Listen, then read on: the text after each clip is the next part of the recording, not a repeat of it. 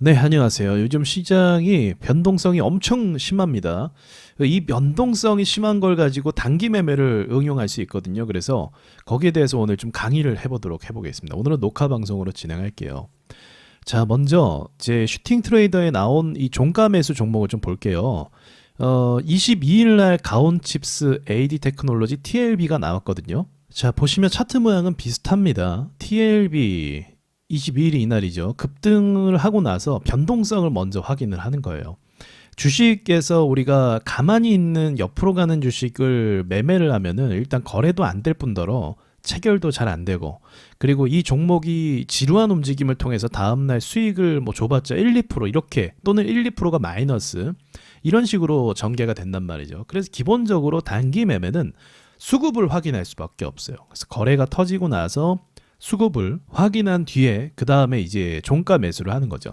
자, 종가 매수라는 건 또 뭘까요? 종가 매수는요, 다음 날도 이 주식이 움직인다라는 전제가 돼야 돼요. 왜 종가 매수를 할까요? 당일날 낮에 매수하거나 뭐 그러면 오르면 좋지만, 낮에 뭐 1시나 2시에 매수했다가 떨어지는 경우도 꽤 많이 있거든요. 이걸 알 수가 없기 때문에 이제 봉이 완전히 왕성이 되는 것을 확인하고 그 다음에 종가에 들어가서 다음날 이 움직임과 힘이 여전할 때 그때 수익을 이제 보겠다, 그런 전략이거든요.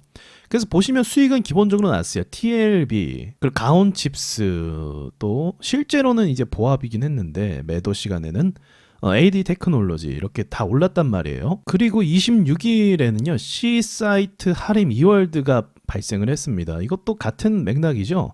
이월드 역시도 수급이 들어왔고, 그리고 C사이트 역시도 수급이 들어왔죠. 거래 대금이 만만치 않아요. 그리고 하림도 나왔고요. 하림은 오늘 시초부터 한 16%, 17%까지 올랐다가 바로 내려오기도 했어요. 오늘 오전 방송에서 같이 봤죠. 그리고 오늘은 플레이디가 나왔습니다. 플레이디는 지금 내일 또 결과가 나와야겠지만 시간의 상한가를 갔어요. 자, 그럼 이런 것들이 어떻게 가능하냐? 이 종목들의 각 공통점은 뭐예요? 다 급등이에요. 급등을 해야만, 급등했다는 건 어떤 게 또 의미가 있어요? 호재가 있다는 거거든요. 호재가 있으니까 급등을 하는 거고, 이 호재가 내일까지 유효하다라는 거예요. 내일까지. 기본적으로 모든 급등주는 그래요. 급등을 하고 나서 다음날 막 이렇게 그냥 죽어버리는 경우도 있긴 하지만, 보통의 경우라면 높은 확률로 다음날도 움직임과 수급을 줄 수 있는 가능성이 높은 거죠. 그래서 같은 맥락으로 이제 상한가 따라잡기, 상따 기술이 또 있는 거 아니겠습니까? 상한가 종목이 닫히는 걸 들어갔다가 다음날 이 호재가 유효하기 때문에 갭을 띄울 때 그때 매도하는 거다. 그래서 이게 종가 매수의 기본적인 전략이 될 수 있어요. 종가 매수뿐만이 아니라 단기 매매도 포함이 되는 거죠. 개념을 조금 확장을 시켜보면요, 급등 주식이라고 해서 다 같은 급등 주식이 아니에요. 예를 들면 오늘 같은 날 포스코 DX 같은 경우는 급등하는 모습이 어때요? 꾸준하게 밀어서 올려버리게 되죠. 그런데 방금 전에 봤던 이 플레이디 같은 종목은 어떻습니까? 들쑥날쑥 들쑥날쑥이 굉장히 심하죠. 그렇다면 우리는 단기 매매할 때 어떤 종목이 더 유리할 수 있을까요? 그건 바로 이렇게 변동성이 좋은 주식이 우리에게 유리할 수 있습니다. 예를 들어서 포스코 DX 뭐 이런 주식도 사실 뭐 종가매수 하지 말라는 건 당연히 아니죠. 이것도 변동성이 왔고 수급이 들어왔으니까 다음날도 유효하게 움직이는 건 마찬가지예요. 같은 원리예요. 그런데 많은 경우 이렇게 우량주는 이렇게 느리게 움직이면요, 요즘에야 이제 에코프로나 이런 주식이 쭉 밀어서 올려서 이런 게 의미가 있지만, 보통의 경우에는 이렇게 느리게 움직이는 주식은 떨어지게 되면 또 이렇게 느리게 떨어집니다. 그래서 오늘도 떨어질 때 보시면 다시 반등 나오고 다시 반등 나오고, 이게 아니에요. 우량주의 특성상 계속적인 하락으로 이어져서 마감을 쳤단 말이죠. 내일도 하락이 나오면 또 이렇게 하락을 갈 가능성도 있어요. 이런 종목의 이 변동성을 이용하면 오히려 매수하려고 했다가 물려버리는 경우가 생길 수 있겠죠. 그런데 이거 C사이트 움직임 좀 너무 엽기적이라서, 이런 종목은 어때요? 이런 종목은 거래대금도 많고 동시에 어때요? 움직임도 아주 엽기적이지 않을 수가 없죠. 근데 중요한 건 뭡니까? 이런 움직임과 변동성이 있다 보니까 내려오면 올라가고 내려오면 올라가고 내려오면 올라가고, 이게 반복된다는 거예요. 그래서 여러분이 단기 매매를 하실 때는 저는 그렇게 생각해요. 첫 번째는 상승 힘입니다. 다 같은 종목이 아닌 거죠. 이 상승 힘이 순간 상승 힘. 순간적으로 어떻게 상승을 하냐. 아까 포스코 DX 같은 경우는 이제 천천히 상승을 한다면 플레이디나 이 제주 반도체도 마찬가지거든요. 제주 반도체 역시도 1시간 안에 10% 이상의 급등을 주는, 이렇게 단시간 안에 급등을 주는 모습을 포착해야만 어떤 걸 알 수 있습니까? 아, 세력들이 힘이 좋구나라는 걸 알 수 있고, 그리고 내가 눌렸을 때 사면은 저러한 힘이 또 다시 반복을 하겠구나. 그러니까 주식은 반복성이 있어요. 예전에 올랐던 주식이 잘 오르고 예전에 내렸던 주식이 또 잘 내려가요. 그래서 그러한 반복적인 특징과 이미지가 각인되기 때문에 이 순간적인 상승 힘이 좋은 주식을 사면 또다시 어떻게 돼요? 내려왔을 때 이후에 또다시 순간적으로 치고 올라갈 가능성이 높은 겁니다. 그래서 이것을 관찰하기 위해서는 분봉을 보실 줄 아셔야 되고, 그리고 여러분만의 기준이 있을 줄도 알아야 돼요. 예를 들면은 저도 이런 식으로 이제 기준을 잡는 건데, 1시간 동안 10% 이상은 올라줘야 나는 변동성이 순간 상승힘이 강한 주식으로 규정을 하겠어. 그 기준으로 종목들을 보는 거예요.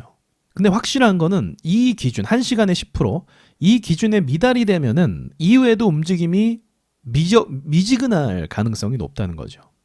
자, 그리고 두 번째는요, 당연히 수급이에요. 수급이라는 건 이제 거래 대금이나 거래량을 말하는 거죠. 거래량이 많을수록, 거래 대금이 많을수록 반등의 가능성이 더 높아집니다.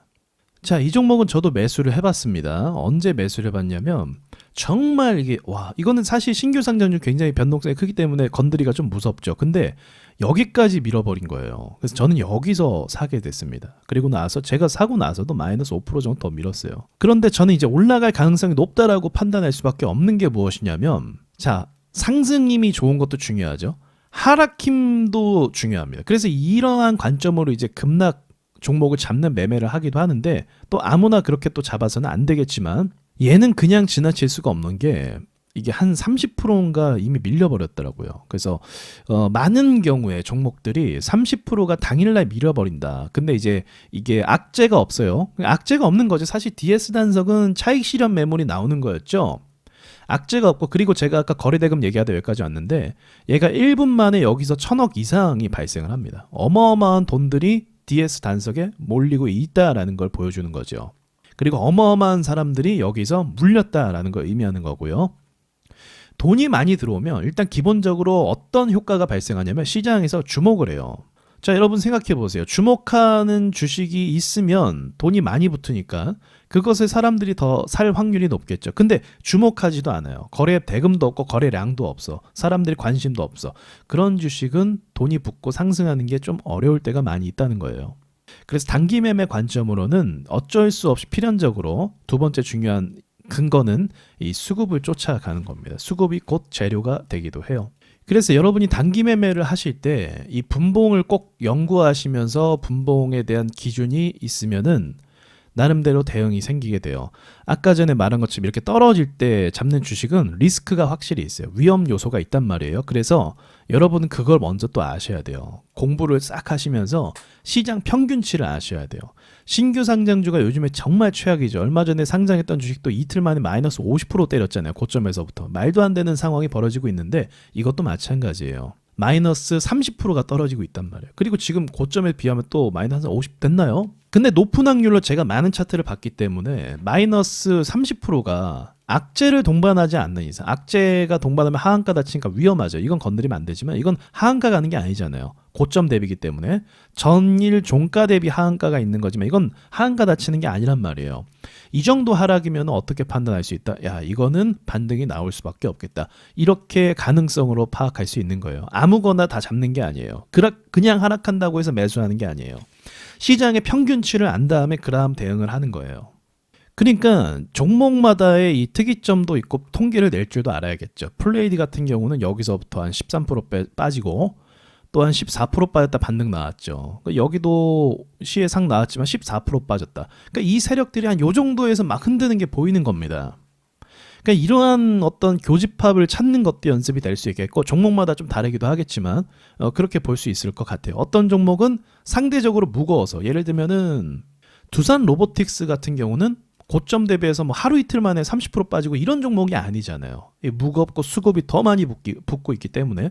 그래서 이런 주식은 또 상대적으로 다르게 봐야 된다는 거예요. 그래서 여기도 보시면 한 12% 빠졌다가 반등이 나오고, 여기도 한 11% 빠졌다가 반등이 오후장이 나왔죠. 오전에 빠졌다가 여기도 이렇게 빠졌다가. 그러니까 얘는 통계적으로 한 12% 정도를 안팎으로 빠지면 반등이 나오는 이런 패턴을 주고 있다는 거죠. 물론 여기서만의 이제 변동성이 심하게 시작된 변동성이 이 각도죠.